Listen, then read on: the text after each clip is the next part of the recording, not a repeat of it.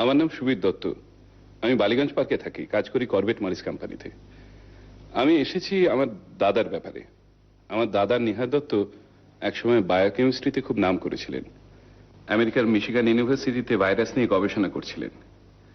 তারপর ধরুন বছর 20 আগে ল্যাবরেটরিতে একটা এক্সপ্লোশন হওয়ার ফলে দাদার প্রাণ নিয়ে টানাটানি হয়।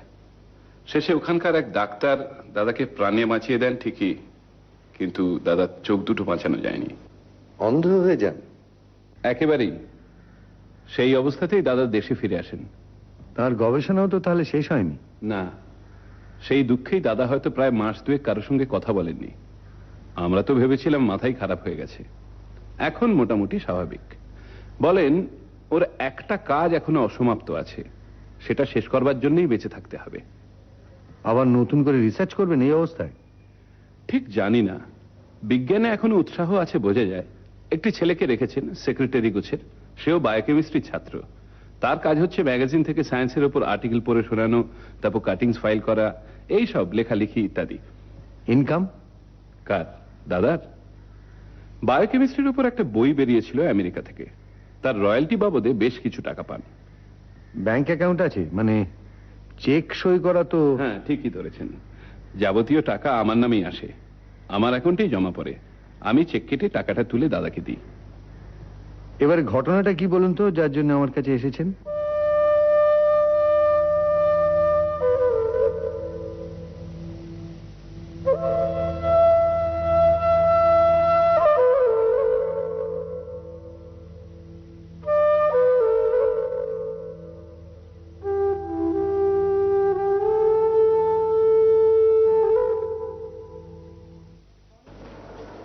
Good morning sir. Good morning. আজ একটু তাড়াতাড়ি এলে মনে হচ্ছে। 9টা তো বোধহয় বাজেনি এখন। না, 5 মিনিট বাকি। এ কি, এই অবস্থা কি করে হলো? কি হলো রণজিৎ? আশ্চর্য, কেউ লক্ষ্য করেনি? কি লক্ষ্য করবে? এ কি, ঘরের অবস্থা, কাগজপত্র বইগুলো সব ওলট পালট। নিজের হাতে গুছিয়ে রেখে গেলাম কালকে, ড্রয়ারগুলো খোলা। আশ্চর্য। কমুদি, কমুদি!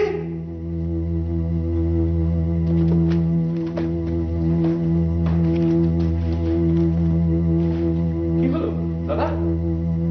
এই যে রঞ্জিত, কি ব্যাপার? বুঝতে পারছি না, ঘরের অবস্থাটা একবার দেখুন।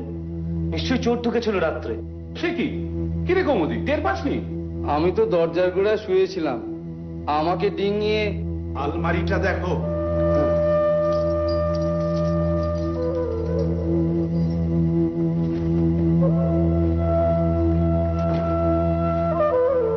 দেখুন দেখুন, খোলার চেষ্টা হয়েছিল, স্পষ্ট বোঝা যাচ্ছে।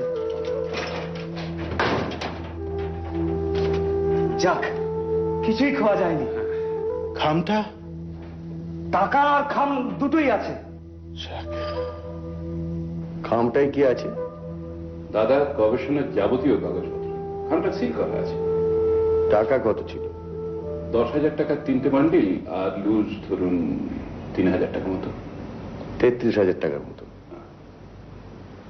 আপনাদের কাউকে সন্দেহ হয়? দেখুন, বাড়ির যেসব দারোয়ান চাকর সব আছে সবই পুরনো বিশ্বাসী লোক। তাদের সন্দেহ করা, সত্যি কথা বলতে কি, আমাদের বাড়িতে দুটো ভাড়াটে আছে, সেই দুটোকে আমার একদম পছন্দ নয়। একটা হলো সুকুয়ানি, তার সম্বন্ধে লোকে বলে এই লোকটা একদম সুবিধের নয়, পুলিশেরও নাকি ওর উপর নজর আছে। অন্যজন মিস্টার দস্তুর, লোকটা এত অতিরিক্ত রকমের চাপা যে সেটাই সন্দেহজনক। এছাড়া অবশ্য আরেকটা ব্যাপার আছে। আমার আমার ছোট ছেলে, সে একেবারে সমস্ত সংস্কারের বাইরে চলে গেছে। বয়স কত? 23। কি করে? জুয়ো, নেশা, রাজানি, গুন্ডাবাজি সবকিছুই আছে। এর মধ্যে 3বার পুলিশের খপ্পরেও পড়েছে। আমাকে গিয়ে ছাড়িয়ে আনতে হয়েছে। চোর যেদিন আসে সেদিনও বাড়িতে ছিল? হ্যাঁ, রাত্রে খেতে এসেছিল, তাও রোজ আসে না। তারপর থেকে তো আর দেখিনি। ঠিক আছে মিস্টার দত্ত, আজ বিকেল 5:30 নাগাদ আমি আপনাদের বাড়িতে যাব, থাকবেন কি না? হ্যাঁ নিশ্চিত হবো, অনেক ধন্যবাদ। এখানে আমাদের ঠিকানা আছে। আজকে তাহলে উঠি, নমস্কার। নমস্কার।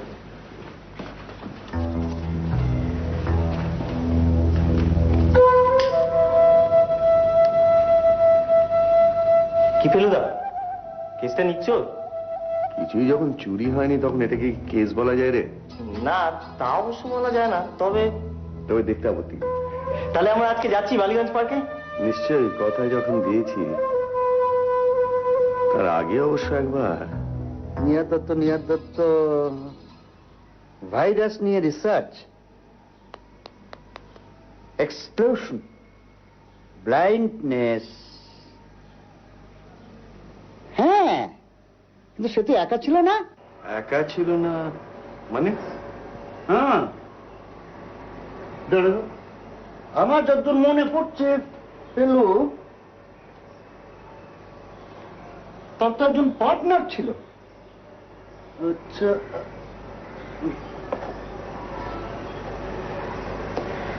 হ্যাঁ হ্যাঁ, 71।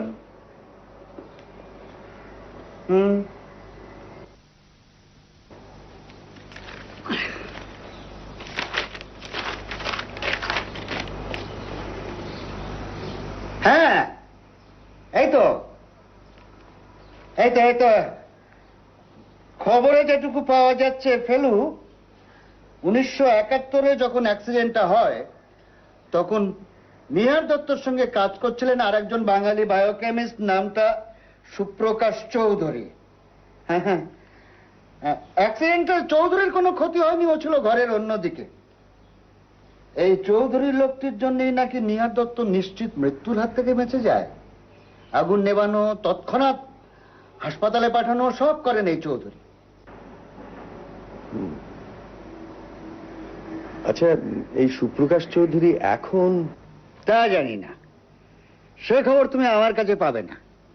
এদের জীবনে উল্লেখযোগ্য কিছু ঘটলে যদি সেটা খবরের কাগজে স্থান পায় তাহলে আমার নজরে পড়ে।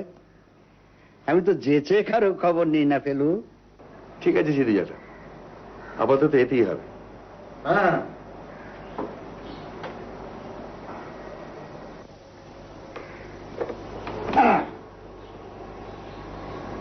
হ্যালো, কেসটা কোন দিকে? গোলকধাম 7-1 বালিগঞ্জ পার্ক, কলকাতা 7,19,000। আমার ঠাকুরদার নাম ছিল গোলক বিহারী দত্ত। এই বাড়িটা ওনারই করা, তারপরে 80 বছর হলো। আপনার ঠাকুরদা কি করতেন? উনি কেমিক্যাল ইনস্ট্রুমেন্ট ম্যানুফ্যাকচার করতেন। ওনার মারা যাওয়ার পর বাবা ব্যবসাটা চালাবার চেষ্টা করেছিলেন, পারেননি, বন্ধ হয়ে যায়। তা প্রায় 30 বছর হলো।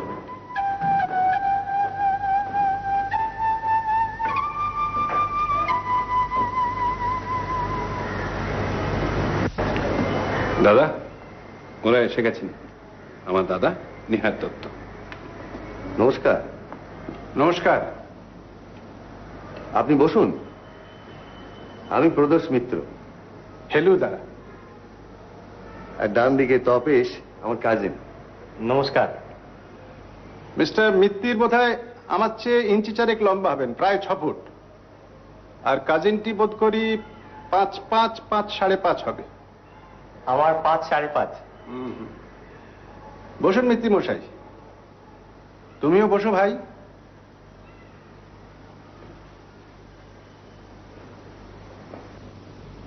আপনি কি একাই রিসার্চ করছিলেন না কোনো পার্টনার ছিল? পার্টনার ছিল না, একজন অ্যাসিস্ট্যান্ট ছিল, সুপ্রকাশ চৌধুরী। সেও আমেরিকাতেই পড়াশোনা করেছিল। তিনি এখন কোথায় বা কি করছেন সে খবর জানেন? না। অ্যাক্সিডেন্টের পর তিনি আপনার সঙ্গে কোনো যোগাযোগ রাখেননি? না না। বিস্ফোরণটা কি অসাবধানতার জন্য হয়েছিল? আমি সজ্ঞানে কখনো অসাবধান হইনি। চা। লোডশেডিং। কদিন ধরে ঠিক এই সময়টা আলোটা যাচ্ছে। অবশ্য বেশিক্ষণ থাকবে না, মিনিট 10-এর মধ্যে এসে যাবে। কোমদি, কোমদি। বাতি গেল বুঝি। এতে সে আমার এখন কিছু আসে যায় না। আচ্ছা, একটা কথা, আপনার নোটস যদি অন্য কোনো বায়োকেমিস্টের হাতে পড়ে তাহলে সেটা তার পক্ষে কি লাভজনক হতে পারে? নোবেল প্রাইজটাকে যদি লাভ বলে মনে করেন তাহলে হবে বই কি। আচ্ছা, আপনার কি মনে হয় এইসব কাগজপত্র চুরি করার উদ্দেশ্যে কি চোর আপনার ঘরে ঢুকেছিল? সেরকম মনে করার কোনো কারণ নেই। আর একটা প্রশ্ন, আপনার এই নোটসের কথা আর কে কে জানে? বৈজ্ঞানিক মহলে অনেকেই এটার অস্তিত্ব অনুমান করতে পারে। আর জানে আমার বাড়ির লোকেরা, আর আমার সেক্রেটারি রণজিৎ। বাড়ির লোক বলতে কি ভাড়াটেদের কথা বলছেন? তারা কি জানে না জানে তা আমি জানি না। এরা ব্যবসাদার মানুষ, এদের কোনো ইন্টারেস্ট না থাকারই কথা। অবশ্য আজকাল তো সবকিছু নিয়েই ব্যবসা চলছে, এ ধরনের কাগজপত্র নিয়েই বা চলবে না কেন? আর বিজ্ঞানী হলেই তো আর ধর্মপুত্র যুধিষ্ঠির হয় না।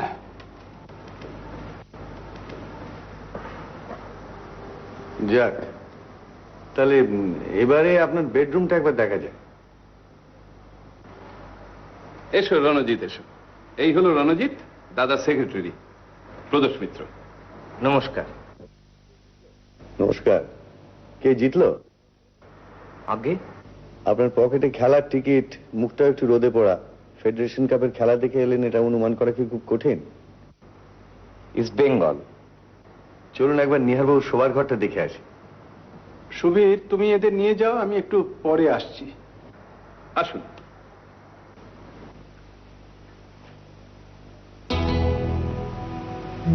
কৌমুদি,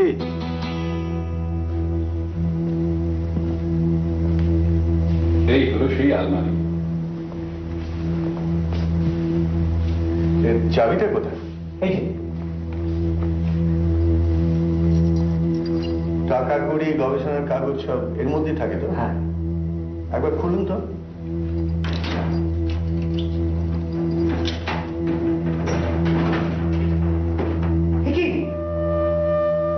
কি করে হয়? 4টে বান্ডল করা 100 টাকার নোট, সব মিলিয়ে প্রায় 33,000 টাকা। আর গবেষণার কাগজ? কি ব্যাপার রঞ্জিত, পেপারস তো নেই? কি জানি, আমি তো কিছুই বুঝতে পারছি না। আজ সকালেও তো। তার মানে মিনিট 10-এর মধ্যে, অর্থাৎ ওই লোডশেডিং এর ভেতরেই চুরিটা হয়েছে। আমরা যখন বসার ঘরে ছিলাম, টেলিফোন। এই যে হ্যাঁ।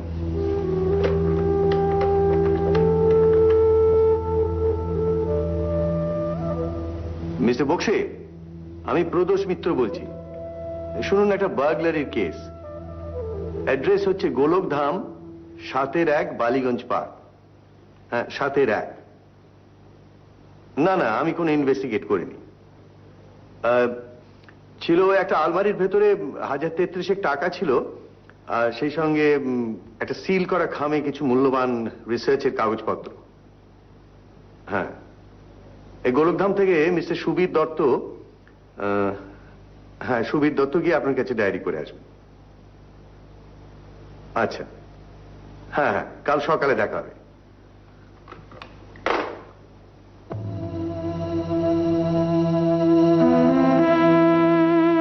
গোয়েন্দার নাকের সামনে দিয়ে নিয়ে বেরিয়ে গেল।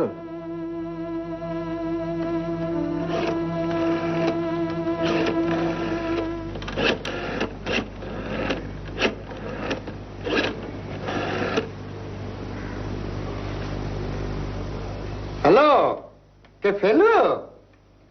শোনো ফেলু, হ্যাঁ আমি সিধু জাটা। সকালে তুমি এলে, আমি তোমাকে পুরো ইনফরমেশনটা দিতে পারলুম না। এস চৌধুরী নামে একজন বায়োকেমিস্টের আমি হদিশ পেয়েছি। 1975-এ মেক্সিকোতে একটা ড্রাগ কোম্পানিতে পুলিশ রেড হয়, তাতে একজন বাঙালি বায়োকেমিস্ট ধরা পড়ে, নাম এস চৌধুরী। এই ভেজাল ড্রাগের ব্যবসা করত, মারাত্মক সমস্ত ব্যাধি দেখা দিয়েছিল। লোকটা জেল হয়। আমি জানি না দুটো লোক একই লোক কিনা। মনে হচ্ছে একই লোক। আসলে ওই সুপ্রকাশ চৌধুরীর নামটা মাথার মধ্যে ঘোরাঘুরি করছিল তো, আমি ঠিক কানেক্ট করতে পারছিলাম না হে এস চৌধুরীর সঙ্গে। যাই হোক, তুমি একটা জিনিস নিশ্চয়ই লক্ষ্য করেছো ফেলু, যেখানেই ভেজাল সেখানেই ভারতীয়। হ্যাঁ,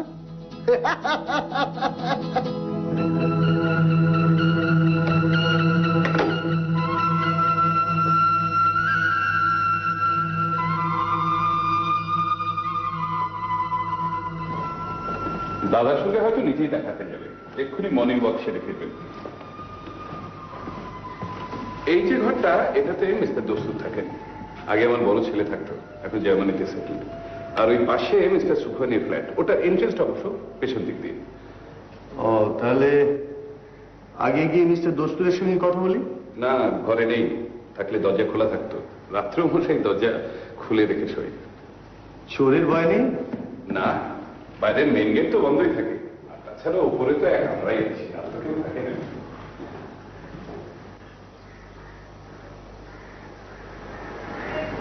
এই দিকটা হলো সুখানির এন্ট্রেন্স। সুখানি ওর ফ্ল্যাটের ভেতরটা নিজেই রিনোভেট করে নিয়েছে।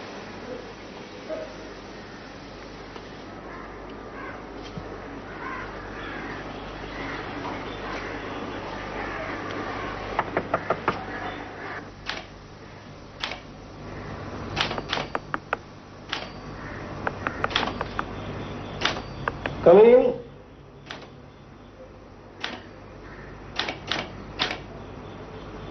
আরে আসেন আসেন মিস্টার দত্ত, আসেন। আমি সব শুনলাম, আপনি তো মিস্টার মিত্র। নমস্তে, কালকে এসেছিলেন। বাবা, আপনার ফ্ল্যাট তো একদম ভোল পাল্টে দিয়েছেন, বাইরে থেকে দেখলে বোঝাই যায় না। হ্যাঁ, বসেন বসেন। দেখুন মিস্টার দত্ত, আমার ঘর ভর্তি সব ভ্যালুয়েবল জিনিস, और इसलिए चोरी কথা শুনলে না আমার বুকের ভিতরে কাঁপে। আর ফির সন্ধ্যা বেলা যখন দুতলা উপরে উঠে চুরি করে নিয়ে গেল, তখন অন্য সময় হলে তো বাপ রে। আচ্ছা, ওই সময় আপনি কি বাড়ির কম্পাউন্ডের ভেতরে বা আশেপাশে অপরিচিত কাউকে দেখেছিলেন? নেই, অন গুড। সিঁড়ির পেছনের দিক থেকে কোনো শব্দ টব্দ পেয়েছিলেন? বিলিভ মি, কোনো শব্দ পাইনি। আরে ফির পেলে না বলবো কেন? আপনি কি বাহারের কারোর উপরে সন্দেহ করেন? না, কেন বলুন তো? আপনারা মিস্টার দস্তুরের সঙ্গে কথা বললেন কি? He is the most peculiar character.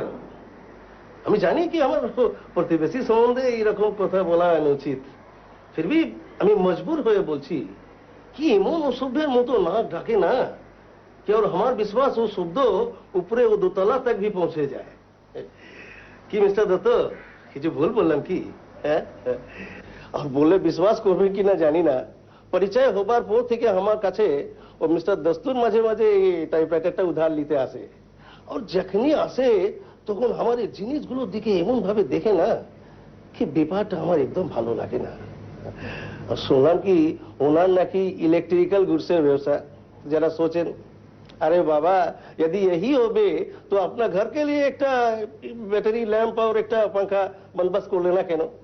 हाँ, बुझले कि ना, पूरा ব্যাপারটা ही সন্দেহজনক। ঠিক আছে মিস্টার সুখানি, আজ আমরা উঠি। হ্যাঁ, ওই সন্দেহজনক কিছু দেখলে মিস্টার দত্তকে জানাবেন। হ্যাঁ জরুর।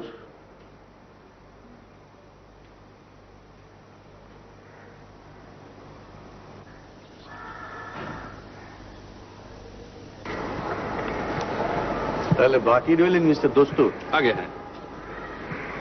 আরে ওই তো মিস্টার দস্তুর। খবরটা ওকে দিন তো। মিস্টার দস্তুর,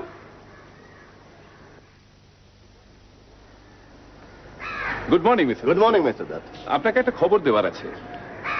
এই বাড়ির বাসিন্দা হিসেবে আপনাকে জানানো দরকার যে গতকাল দাদার ঘরে বেশ বড় রকমের একটা চুরি হয়ে গেছে। বেশ কয়েক হাজার টাকা এবং তার চেয়েও বেশি মূল্যবান দাদার সব গবেষণার কাগজপত্র। My goodness, your brother must be terribly upset. Thank god যে আমার ঘরে কোনো ভ্যালুয়েবল জিনিস নেই। It's me mister Dutta. আপনার ভাই এইমাত্র আপনার লসের কথাটা বললেন, আমি আপনাকে আমার সহানুভূতি জানাচ্ছি।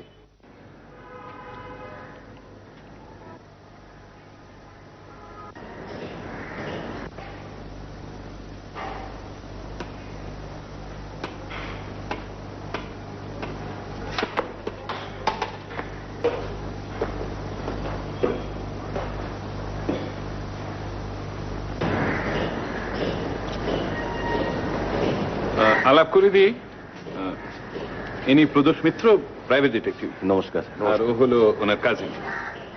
আপনার তো ইলেকট্রিক্যাল গুডসের ব্যবসা। ইলেকট্রিক্যাল? হ্যাঁ, সুখানি বলছিল।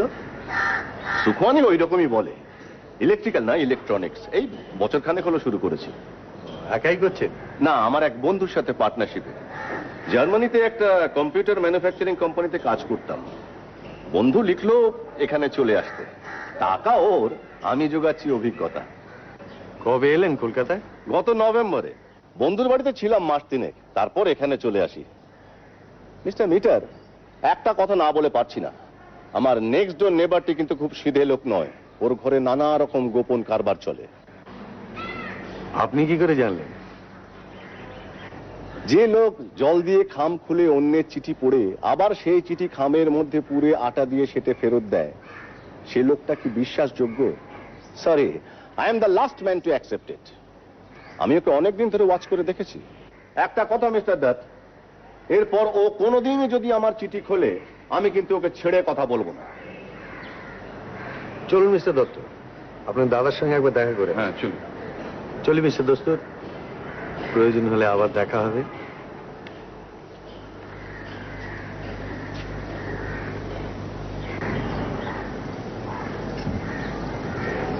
শব্দ আর স্পর্শ, এই দুটো নিয়ে তো কাটিয়ে দিলাম 20 বছর। আর স্মৃতি, কি হতে পারতাম, কি হলাম না। লোকে বলে দুর্ভাগ্য, আমি তো জানি সব ভাগ্য টাগ্য কিছু নয়। আপনি সেদিন জিজ্ঞেস করছিলেন না বিস্ফোরণটা অসাবধানতার জন্য হয়েছিল কিনা? আজ আপনাকে বলছি মিস্টার মিত্তির, সমস্ত ব্যাপারটা ঘটানো হয়েছিল আমার শ্রম পণ্ড করার জন্যে। ঈর্ষা যে মানুষকে কত নিচে নামাতে পারে, আপনি গোয়েন্দা সেটা ভালোই বুঝবেন। তার মানে আপনার ধারণা সুপ্রকাশ চৌধুরী এই বিস্ফোরণের জন্য দায়ী? আবার কি? কিন্তু আপনাকে চিরকালের জন্য অসহায় করে দিয়ে তারই বা কি লাভ হলো? সে কি ভেবেছিল আপনার গবেষণার কাগজপত্রগুলো হাতিয়ে নিয়ে সেই গবেষণা চালিয়ে নিজে নাম কিনবে? নিশ্চয়ই তাই, কিন্তু তার সে ধারণা ভুল। আমাকে ছাড়া এগোনোর পথ ছিল না তার। আপনার টাকার কথা জানি না, সেটা হয়তো পুলিশের পক্ষে উদ্ধার করা আরো সহজ হবে, কিন্তু আমার উপস্থিতিতে আপনার মূল্যবান কাগজপত্র চুরি হয়ে গেল, এটা আমি ঠিক মানতে পারছি না। ওগুলো উদ্ধার করার আমি আপ্রাণ চেষ্টা করব। নমস্কার।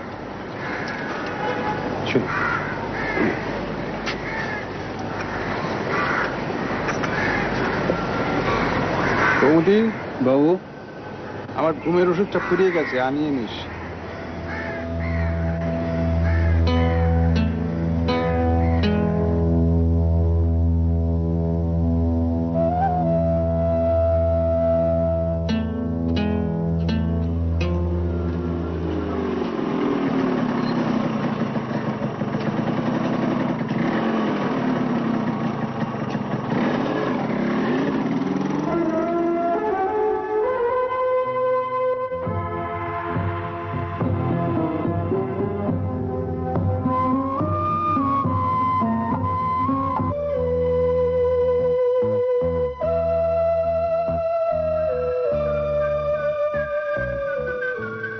এদিকে শোনো।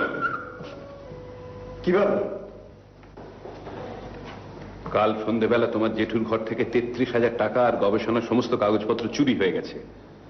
সো তোমায় জানাবার দরকার, তাই জানালাম। জানলাম, হোয়াট নেক্সট? আমাকে কি সন্দেহ করা হচ্ছে নাকি? সেটা মিস্টার মিত্র বলতে পারেন, প্রদোষ মিত্র, প্রাইভেট ইনভেস্টিগেটর। ও, তাহলে তো আমার বায়োডাটাটাও জেনে গেছেন নিশ্চয়। না, আমি শুধু বলেছি তুমি সারা সন্ধে বাড়ির বাইরে ছিলে, শুধু বিকেল বেলা একবার দেখা গেছে। I see. বেশ,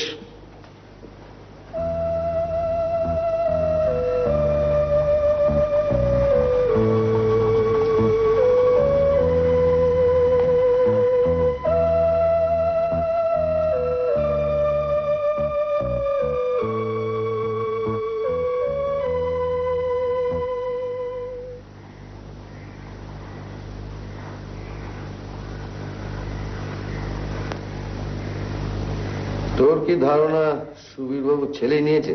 আর কে নেবে বলো? বাড়ির লোক যে নিয়েছে সে তো বোঝাই যাচ্ছে। দোস্তুর তো ছিলেনই না, আর সুখওয়ানিও চুরি করে ঘরে বসে থাকবে এটাও যেন কেমন লাগে।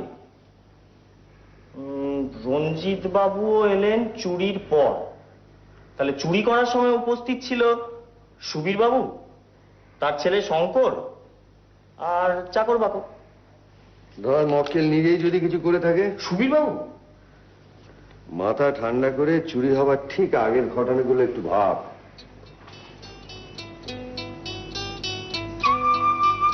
আমরা বৈঠকখানায় বসে আছি, এমন সময় লোডশেডিং। মনে পড়েছে ফেলুদা, লোডশেডিং হওয়ার সঙ্গে সঙ্গে সুবীরবাবু বেরিয়ে গেলেন চাকরকে ডাকতে। তবে ভেবে দেখ, এই একটি লোক সম্বন্ধে কিন্তু আমরা প্রায় কিছুই জানি না। তার উপরে বিভিন্ন কারণে ভদ্রলোকের যদি বাজারে খুব ধার দেনা থাকে, তাহলে তার পক্ষে টাকা নেওয়াটা খুব আশ্চর্য কি? কিন্তু উনি তো নিজেই এলেন তোমার কাছে তোমায় গোয়েন্দা অ্যাপয়েন্ট করতে, আর তাছাড়া নিজের গুণধর ছেলেটির সম্বন্ধে তো উনি নিজেই তোমায় বলেছেন। খুব উঁচু দরের ধরতে হলে তার পক্ষে ওইটা করে স্বাভাবিক, যাতে তার উপর সন্দেহটা না পড়ে। নে এখন উত্তরগুলো বের করতে। কে? ক। নিহার বাবুর প্রশ্ন। কে? খ। চোর কে? কি? নিহার বাবুর অসমাপ্ত কাজটা কি? কেন? চাবির গর্তের ধারে আঁচড়ের বাড়াবাড়ি কেন? কবে? সুপ্রকাশের সঙ্গে শেষ দেখা কবে? কোথায়? সুপ্রকাশ চৌধুরী এখন কোথায়? এবারে কি মনে হচ্ছে? খুবই জটিল। দেখ তো।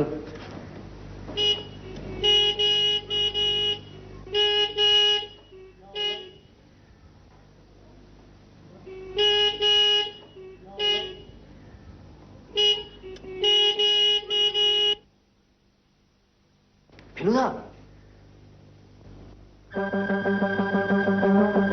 শুনুন মশাই, বাবা আমার বিষয়ে আপনাকে কি বলেছে তা আমি জানি না, শুধু এইটুকু বলে দিচ্ছি, আমার পেছনে ওই টিকটিকি লাগিয়ে কারোর বাপের 7 দিনে কিছু করতে পারে।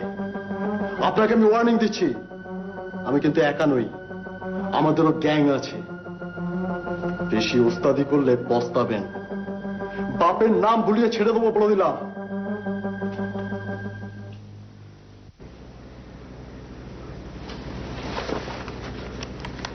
তুসে চল।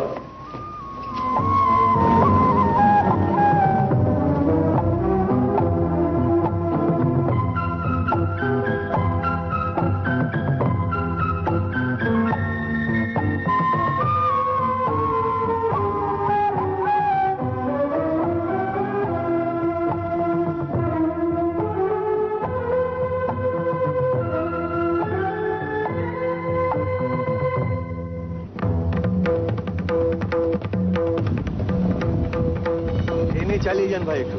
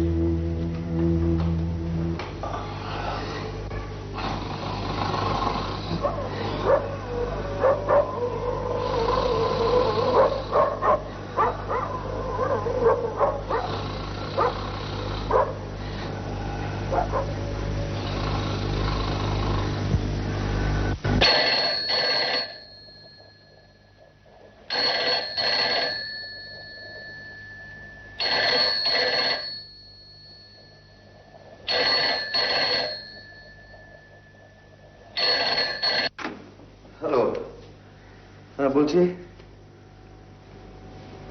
ও, আমি এক্ষুনি আসছি। হ্যাঁ, তোপসে তোপসে তৈরি হয় নে, গোলক ধামে খুন। ঘুমন্ত অবস্থায় মাথায় বাড়ি, একটা নয় অনেকগুলো। ডক্টর শর্মা এসেছিলেন, বললেন মনে হচ্ছে রাত 2টো থেকে 3টের মধ্যে সমস্ত ঘটনাটা ঘটেছে। অবশ্য পোস্টমর্টম রিপোর্ট না আসা পর্যন্ত কিছুই বলা যাচ্ছে না। লোকটার সম্বন্ধে কিছু জানা গেল? এখনো পর্যন্ত তো লোকটার সঠিক পরিচয় কিছুই পাওয়া যায়নি। টাকা পয়সা কিছু খাওয়া গিয়েছে? মনে তো হচ্ছে না, তবে শতিনেক টাকা পাওয়া গিয়েছে ওয়ালেটের মধ্যে। বাড়িতে ক্যাশ বিশেষ রাখতো বলেই মনে হচ্ছে না, কিন্তু ব্যাংকের টাকা জমা দেওয়ার বই, চেক বই এসব কিছুই তো পাওয়া যাচ্ছে না। একটা সোনার ঘড়ি অবশ্য পাওয়া গেছে বালিশের পাশে। এখনো ভালো করে সার্চ করা হয়নি অবশ্য। মিস্টার মিত্র, একটা কথা, মিস্টার সুখানি কিন্তু বেজায় তন্ডি করছে। ওনার নাকি একটা জরুরি অ্যাপয়েন্টমেন্ট রয়েছে আজকে। আমি অবশ্য বলেছি জেরা না হওয়া পর্যন্ত কাউকে ছাড়া যাবে না। ঠিক আছে, আপনি গিয়ে সুখানিকে দেখুন, আমি ওপরটা একবার ঘুরে আসি। ঠিক আছে স্যার, হ্যাঁ, এই খামটা ওই খাটের নিচে গোয়া ছিল স্যার। এটা রিসার্চ পেপারটা বলে মনে হচ্ছে। দেখি দেখি। আমি আচ্ছা, এটা আমি এখন আমার কাছে রাখছি। আচ্ছা ঠিক আছে। আপনার ছেলে কাল আমার বাড়ি গিয়েছিল। কখন? 10:30 নাগাদ। এই এখান থেকে বেরিয়ে যাবার একটু বাদই দল বল নিয়ে আমাকে থ্রেট করে এলো। আমি অবশ্য ফলো করে ওর আস্তানাটা চিনে এসেছি। আচ্ছা, আপনার দাদা জানেন দস্তুরের খবরটা? হ্যাঁ, তা জানেন। তবে দাদার মধ্যে কিরকম একটা যেন হাল ছেড়ে দেওয়া ভাব দেখছি। কোনো ব্যাপারে কোনো বিশেষ রিয়াকশন হচ্ছে না। আজকে তো সারাদিন চেয়ার থেকে ওঠেনি প্রায়। অবশ্য আমাদের ডাক্তার দেখে গেছেন। ডাক্তার কি বললেন? বললেন এতগুলি ঘটনা পরপর ঘটেছে, একটু শক পেয়েছেন, প্রেশারটাও একটু ওঠানামা করছে। কথা বলছেন কি? হ্যাঁ, তা বলছেন। দেখুন, আমি কিছু দেখিনি আর কিছু শুনিনি, ইসিলিয়ে কিছু বলতে পারবো না। বেশ, হ্যাঁ, তাহলে এই ডান্ডাটা আপনার কোন কাজে লাগে সেটা বলুন। দেখুন ইন্সপেক্টর, আপনি তো খুব ভালো করে জানেন কি আজকাল वो চোর বেগারা हर वक्त साथे একটা आर्म्स लिए ঘোরাফেরা করে। নাকামো করবেন না, যা বলতে চান সোজাসুজি বলুন। হ্যাঁ, ইসিলিয়ে সির্ফ আত্মরক্ষা করার জন্য কাল রাতে ওর ডান্ডাটা আমি সাথে রেখেছিলাম।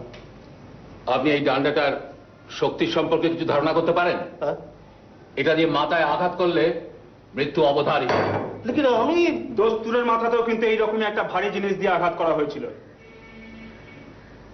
ইয়েস স্যার,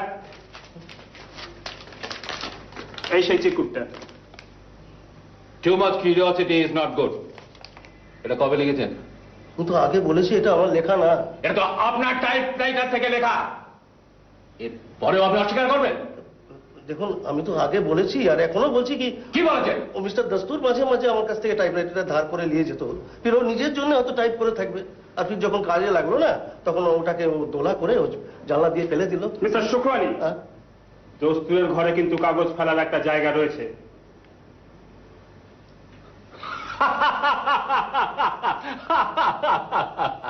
সুতরাং আপনার যুক্তিটা আমরা মানছি না।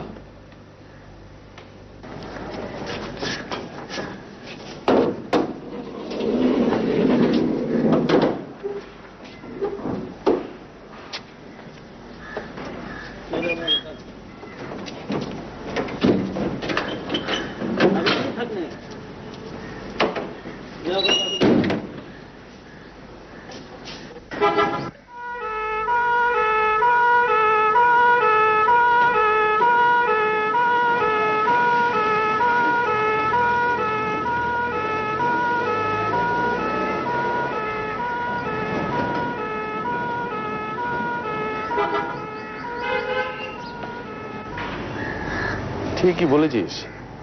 সুখানিকে দস্তুরের ঘরে যেতে গেলে একেবারে বাগান ঘুরে সামনে এসে সদর দরজা দিয়ে ঢুকতে হয়। কিন্তু মেন গেট তো মাঝরাত্রিরে বন্ধ থাকে। XYZ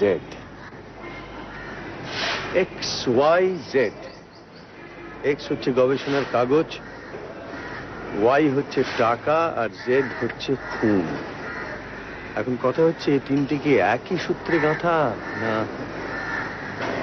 তিনটে আলাদা? আমার মনে হয় ফেলুদা, এই সুপ্রকাশ চৌধুরী এতদিন দস্তুর সেজে নিহার বাবুর বাড়িতে ভাড়াটে হয়েছিল। না, স্বীকার করতেই হচ্ছে আজকাল তো চিন্তায় মাঝে মাঝে বেশ ঝিলিক দিচ্ছে।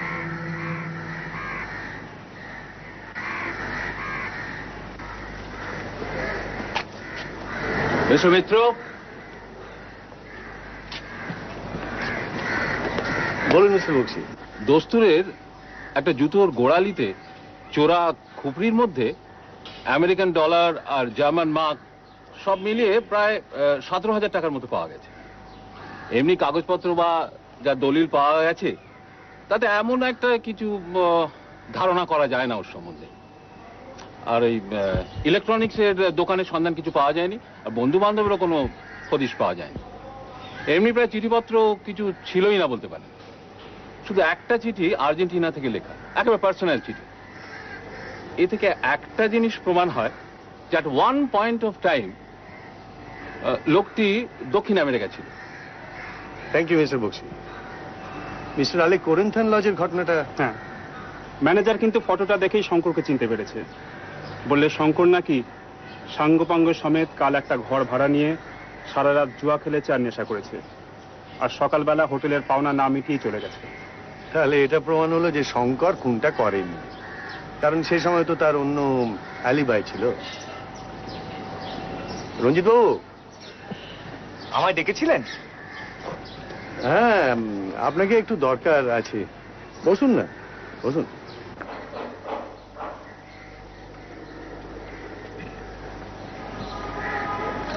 দেখুন তো রঞ্জিত বাবু, এই খামটা চিনতে পারেন কিনা?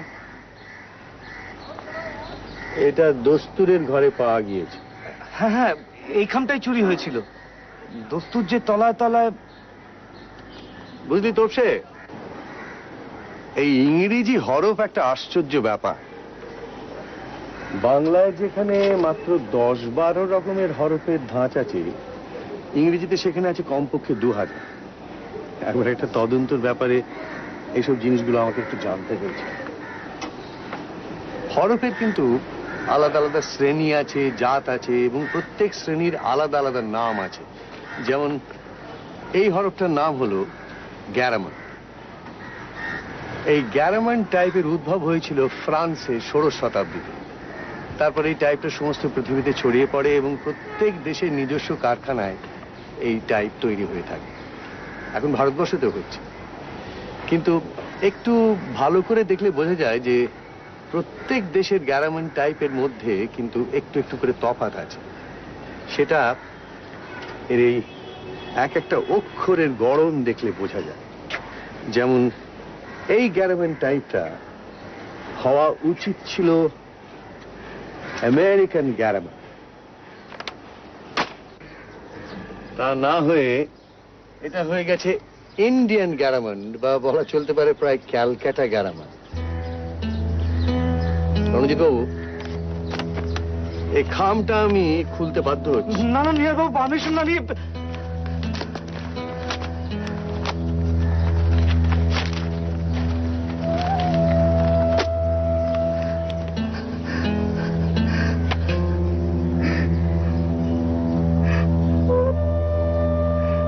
রণজিৎ বাবু, গত পরশু সকালে এসে চোর আসার যে ইঙ্গিতটা আপনি করেছিলেন, সেটা আসলে ছিল একটা ধাপ্পা। আসলে ওই রাত্রিরে চোর আসার ধারণাটা প্রচার করার আপনার দরকার ছিল, কেননা সেই সময় আপনি নিজেই চুরি করার জন্য তৈরি হচ্ছিলেন, এবং সন্দেহটা যাতে আপনার উপর গিয়ে না পড়ে সেটা দেখা তো আপনার পক্ষে জরুরি ছিল না। আমার বিশ্বাস সকালে এই ধাপ্পাটা দিয়ে তারপর দুপুর বেলায় কোনো সময় সুযোগ বুঝে আপনি আলমারিটা খোলেন এবং দুটি কাজ সারেন। তার মধ্যে একটি হলো 33,000 টাকা এবং নিহার বাবুর নোটস গুলো হস্তগত করা। এবং মনে হচ্ছে এই খামটা তখন তৈরি ছিল না, পরে কালকে আপনি এটাকে ছাপিয়ে নিয়েছেন।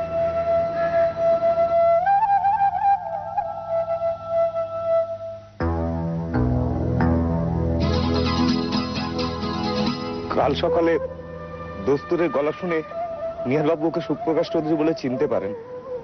আমাকে বললেন 20 বছর পরে লোকটার লোভ আবার মাথা ছাড়া দিয়ে উঠেছে, আমার কাগজপত্র ওই সরিয়েছে।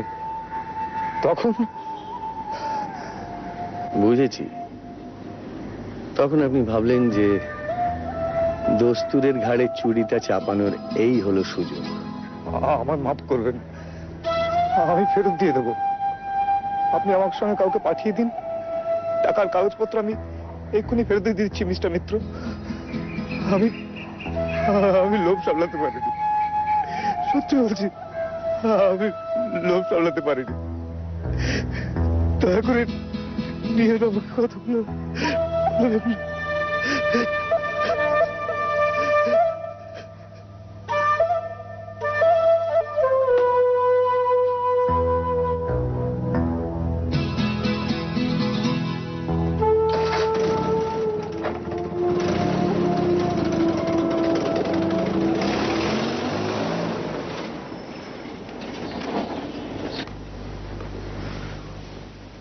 আসতে পারি মিস্টার দত্ত? আসুন মিস্টার মিত্তির।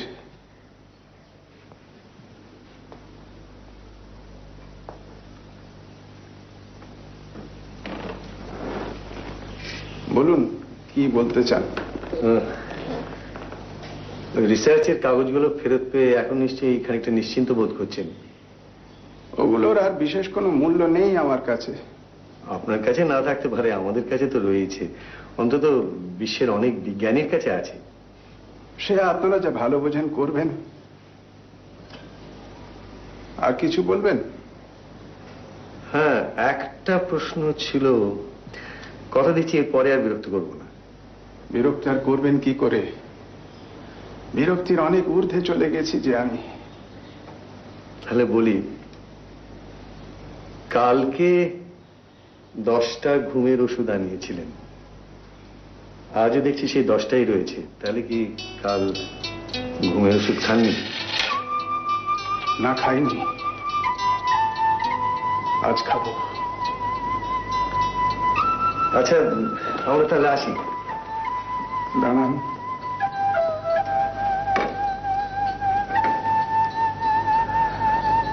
আপনি বুঝবেন, আপনার দৃষ্টি আছে।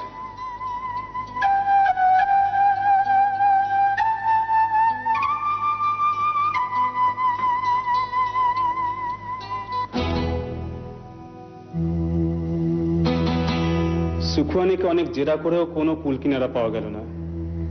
আশ্চর্য, মিস্টার মিত্র ওই দিনই ফোন করে জানালেন যে সুখুয়ানি ইজ ইনোসেন্ট। কি করে যে এমন কনক্লুশনে পৌঁছলেন ঠিক বুঝতে পারছি না তো। এই ঘটনার ঠিক 2 দিন বাদেই দাদা উইল করে তার সমস্ত জমানো টাকা আর গবেষণার কাগজপত্র ওর সেক্রেটারি রঞ্জিত বন্দ্যোপাধ্যায়কে দিয়ে দিয়েছেন। কিন্তু রহস্য তবু রহস্যই থেকে গেল। মিস্টার দস্তুরকে খুন করলো কে? আমি কি বলবো, নিহারবাবু সত্যি একজন দেবতা। তা না হলে আমার মতো একজন অপরাধীকে টাকা গবেষণার কাগজটা ফেরত নিয়ে আমাকে রেহাই দিয়েছেন প্রদোষবাবু আর মিস্টার বক্সি। এমনকি সমীরবাবুও কিছু করেননি, নিহারবাবুকে ঘটনাটা জানাননি পর্যন্ত। তবে রামায়ণ তো পড়েছিস, অন্ধমুনির ছেলে কি করে মারা গিয়েছিল বলতো? ওই তো অন্ধমুনির ছেলে নদীতে জল তুলতে গেছিল কলসিতে করে, অন্ধকারে দশরথ ভাবলো বুঝি হরিণ জল খাচ্ছে, ব্যাস উনি শব্দবেদী বান ছুড়ে ছেলেটিকে মেরে ফেললেন। গুড। অন্ধকারে লক্ষ্য ভেদ করার ক্ষমতা ছিল পুরাকালে রাজা দশরথের, আর এই কালে গোলকধামের নিহার বাবু। তোর মনে পড়ে রণজিৎ বলেছিল যে গলা শুনি নিহার বাবু দস্তুরকে সুপ্রকাশ বলে চিনতে পেরেছিলেন, আর যে মুহূর্তে চিনতে পারেন সেই মুহূর্ত থেকে শুরু হয়ে গেল তার পরিকল্পনা মাফিক কাজ। রাত্রি জাগতে হবে বলে সেদিন ঘুমের ওষুধ খাননি তিনি। সবাই যখন ঘুমে অচেতন, তখন খালি পায়ে সিঁড়ি দিয়ে নেমে সোজা চলে গিয়েছিলেন দোস্তরের ঘরে, মানে সুপ্রকাশের ঘরে। ওই ঘরটা এক সময় সুবীরবাবুর বড় ছেলে থাকতো, তো ভাইপোর ঘর চিনে নিতে তার কোনো অসুবিধা হয়নি। হাতে ছিল অস্ত্র, রূপো বাঁধানো জবর লাঠি। তো মনে আছে নিশ্চয়ই দোস্তরের নাক ডাকতো। তার মানে কোন ঘরে সে শুয়ে আছে বা ঘরের কোনখানটায় সে শুয়ে আছে, বালিশের কোন দিকে মাথা, কোন পাশ ফিরে রয়েছে, এই সমস্ত নিহারবাবু বুঝতে পেরেছিলেন। শ্রবণ শক্তি আর এত প্রখর, তার আর বেশি জানার দরকারটা কি? আর তার পরের কাজটা তো এক ঘায় না হোক 3 ঘায় হবেই। তার মানে এই প্রতিশোধটার কথাই কি নিহার বাবু বলেছিলেন? হ্যাঁ, প্রতিশোধ, অসমাপ্ত কাজ, জিঘাংসা। এই জিঘাংসাই নিহারবাবুকে এতদিন বাঁচিয়ে রেখেছিল। এখন তো তিনি মৃত্যুশয্যায়, আর সেই কারণেই আইনের নাগালের বাইরে।